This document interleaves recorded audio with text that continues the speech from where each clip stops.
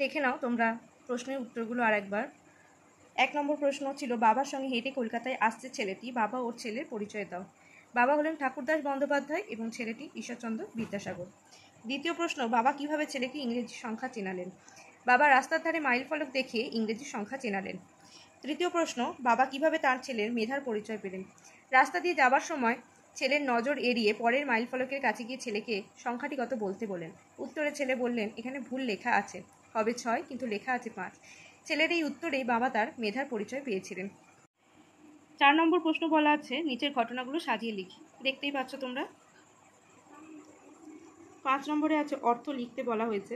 চটপট অর্থ তাড়াতাড়ি, উজ্জ্বল অর্থ চকচকে, অবাক অর্থ হতবাক, নজর অর্থ দৃষ্টি। এরপর বলা আছে বাক্য রচনা করতে। দেখে নাও তোমরা।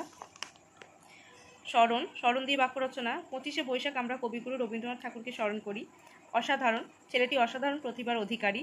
তুলনা, কখনো কারোর সাথে তুলনা করা উচিত নয়। অবদান, বাংলা সাহিত্যে ঈশ্বরচন্দ্র বিদ্যাসাগরের অবদান অনস্বীকার্য।